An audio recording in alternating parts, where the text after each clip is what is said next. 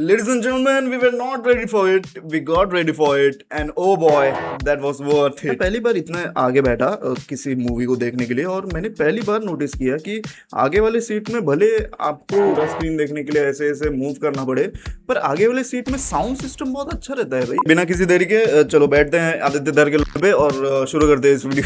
Minor spoilers, मतलब ये spoilers नहीं बोल सकते हम लोग कि ये स्पॉयलर्स देख लिया तो पूरा मूवी ही देखने का कुछ मतलब नहीं बचेगा, बट या देयर आर माइनर स्पॉयलर। जो फर्स्ट टाइम व्यूइंग एक्सपीरियंस है धुरंधर द का मैं खराब नहीं करना चाहता, इसलिए मैं स्पॉयलर्स पूरी तरह से नहीं दूंगा, बट मैं कवर करने वाला हूँ कुछ चीजें जैसे कि the goods of the movies, the bads of the movies and the things you may have missed in the movies और मे हैव थिंकिंग अबाउट कि भाई ऐसे क्यों हुआ।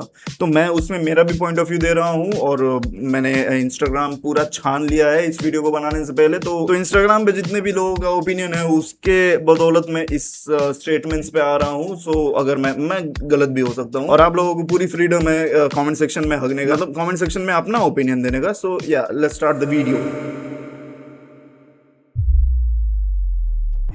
दी फैन सर्विसिंग मेरे दिमाग में बहुत ही तगड़ा एक थ्योरी निकल कर आया। जब मैंने मूवी देखकर मैं घर को आ रहा था तो बैक सीट पर बैठे हुए ये एक थ्योरी सोच रहा था कि भाई मोदी ने खुद को प्रमोट करने के लिए बहुत सारे मतलब अलग अलग मूवीज बनाए हैं।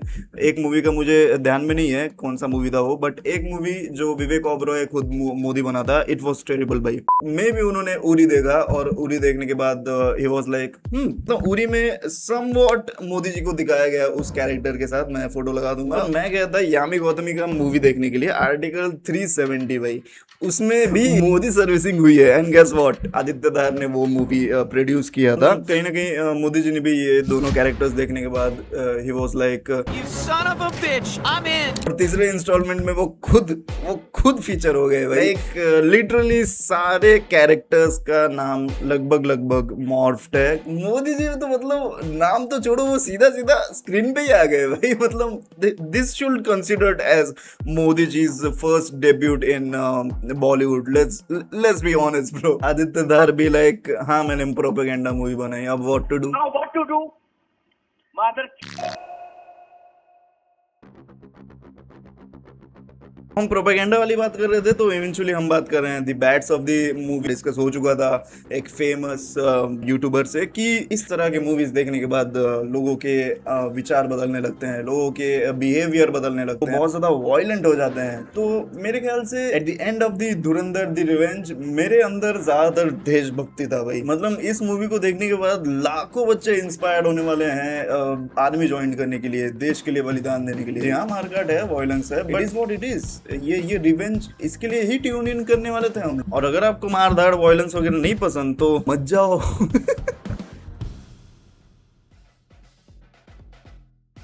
बहुत सारे लोगों का बहुत अलग अलग ओपिनियन और फैन थ्योरी है इसके ऊपर कि लास्ट में जसकीरत जाते हैं अपने फैमिली से मिलने के लिए। This is kind of spoiler, so bear with it. अपने फैमिली को देखने के लिए, अपने फैमिली को मिलने के लिए, बट सामने बस गेट के कुछ ही कदम दूर खड़े होकर अपने माँ को देखना और अपने बहन को देखना और शायद बहन के बच्चे को देखना, देख रहे हैं कि मतलब सारे फैमिली वाले खुश हैं। वो देखता है, उसकी माँ गेट बंद करती है, they move in the house, और ये हमारा हीरो वहीं पे खड़े खड़े सोच रहा है कि मैं आगे जाऊं या वापस पीछे। And he just rotates in the 90 degree and he breaks that fourth wall, और आपके नजरों में नजरें डालकर देखता है। And he just wants you to feel the situation भाई। वहां पे कुछ जस्टिफिकेशन नहीं था, बट मैं जब थिएटर में बैठकर इस मूवी को देख रहा था तो मेरा टोटली एक अलग जस्टिफिकेशन है इसके ऊपर। और मैं जब इंस्टाग्राम खोलकर बहुत लोगों के ओपिनियन सुन रहा था तो सिमिलर से ओपिनियन मिल रहे थे। जसकीरत अपने घर पे जाकर अपने फैमिली के सामने, अपने मम्मी के सामने, अपने छोटी बहन के सामने ब्रेक डाउन वो चाहता नहीं था कि वापस से वो जाए और वो सब ट्रॉमा याद आए उन लोगों को। बट मेरा थ्योरी ये था कि मैं जब इस मूवी को देख रहा था थिएटर में बैठे हुए, तो मैं सोच रहा था वहां पे पहुंचने पर मेरे ख्याल से तो जसकीरत झूठ नहीं बोल पाता अपने फैमिली को, और वो इवेंचुअली बोलता कि मैं मिशन पे था, मैं स्पाई था, मैं पाकिस्तान, ये सारी चीजें डिस्क्लोज कर देता अपने फैमिली के सामने, अपने मदर, अपने सिस्टर के सामने। तो उन लोगों को मालूम रहता कि इंडियन स्पाई है उनका लड़का या फिर भाई। तो फिर कहीं ना कहीं वो एक गलत चीज हो जाती इंडिया के लिए, इंडियन रॉ के लिए। It is not that good idea India after being a Indian spy and going to your family again, and just you are going to just disclose everything. Okay. Yeah, the chapter I really want to appreciate and talk about, bhai. The arc of Ranveer Singh as actor, bro. Just think about it. Ranveer Singh has given a blockbusters, a hits, a flop, and you have seen Ranveer Singh's good movies, average movies, and bad movies eventually.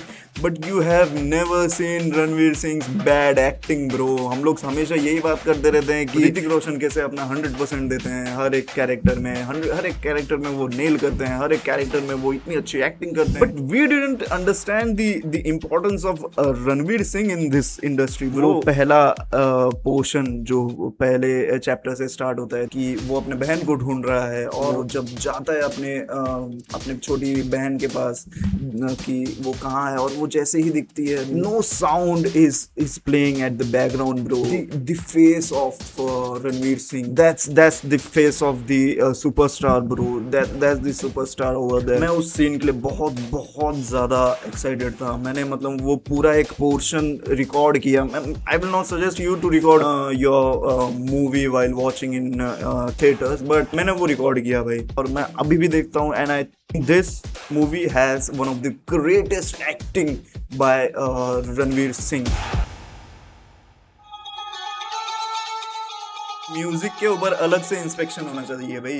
जितने अच्छे से हम लोग movie review कर रहे हैं, जितने लोग मूवी रिव्यू कर रहे हैं, एक अलग से वीडियो बनाना चाहिए सिर्फ और सिर्फ म्यूजिक को लेकर. सचदेव द जीनियस कोर मिल चुका है इस जनरेशन का उन्हें, कि this generation needs more raw thing. आप लोगों ने नोटिस किया होगा जितने भी फाइटिंग सीन्स हैं, जितने भी कार चेसिंग सीन्स हैं, वो सारे सीन्स ना कहीं एक पॉइंट पे जाकर आपको वो वाली फीलिंग दे सकते थे कि I am getting bored bro. इससे पहले मैंने सिर्फ लोकेश कनकराज की मूवीज में देखा था, फाइटिंग सीन हो या फिर कार चेसिंग सीन हो, वहां पे म्यूजिक डाल देना भाई, और खास करके पुराने म्यूजिक. तो जहां जहां सीन थोड़े से ठंडे पड़ सकते थे, वहां पे लोगों का अटेंशन ग्रैब किया है सचदेव जी ने. पुराने गाने रिमिक्स करके डाल दो. और जो मैं बात कर रहा हूँ, सचदेव जी इस जनरेशन के म्यूजिक लिसनर्स का एक नफ्स पकड़ चुके हैं, एक कोर पकड़ चुके हैं. वो कोर का नाम है दी रॉनेस भाई. This generation usually likes the concerts bro. Unplugged versions ये जनरेशन सुनती है.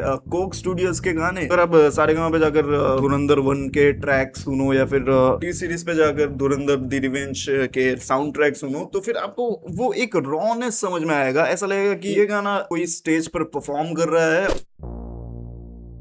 दी ग्लोरिफिकेशन ऑफ दाऊद इब्राहिम भाई. मैंने अभी तक जितने भी मूवीज देखे हैं बॉलीवुड में, चलो ये धुरंधर 1 पार्ट 1 के भी साथ कॉम्प्लिकेशंस थे कि बहुत ज्यादा ग्लोरिफिकेशन हो रहा है विलन का. मेरा एक प्रॉब्लम था पहले से कि बॉलीवुड में दाऊद इब्राहिम को क्यों एक हमेशा एक बॉस लाइक कैरेक्टर में दिखाया गया है भाई. भले वो एक्चुअल दाऊद इब्राहिम का कैरेक्टर कोई प्ले कर रहा हो, इवेंचुअली लास्ट में जाकर वो उनका एक डेस्टिनी सेट होता है कि मरना है, बट फिर भी इतना ज्यादा ऑरा फार्मिंग क्यों कराते हैं भाई. मैंने अभी तक दाऊद इब्राहिम के जितने भी कैरेक्टर्स देखे या फिर इंस्पायर्ड कैरेक्टर्स देखे हैं, वो सारे ही कैरेक्टर्स कहीं ना कहीं ऑरा फार्मिंग ही कर रहे थे भाई. मतलब आज तक मैंने दाऊद इब्राहिम को अगर क्लोजर मिला है मुझे बॉलीवुड से, तो एज अ टेररिस्ट कभी मिला ही नहीं. This is the first time that मुझे बॉलीवुड से क्लोजर मिला है कि दाऊद वॉज ए टेररिस्ट.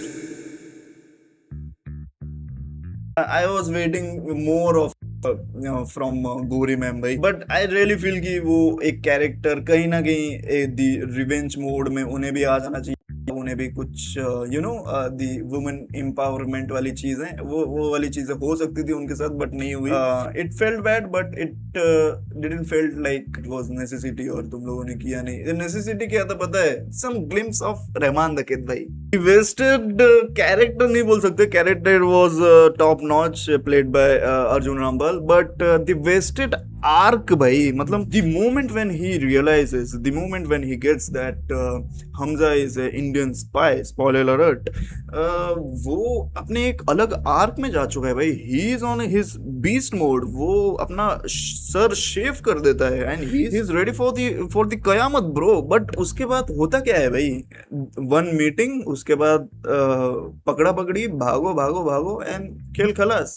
मतलब मैं उस लुक के साथ ना थोड़ा सा और स्क्रीन टाइम एक्सपेक्ट कर रहा था अर्जुन रामपाल का, कि वो रहे थोड़ा सा उस लुक और उस आर्क में, उस एनर्जी में। हमजा को नहीं, बट किसी ना किसी को कसाईनुमा मौत देते भाई, मतलब मजा ही आ जाता। Not a wasted character, but the wasted potential aura farming भाई। Please do consider to subscribe me. Have a great night, bye, take care, piece.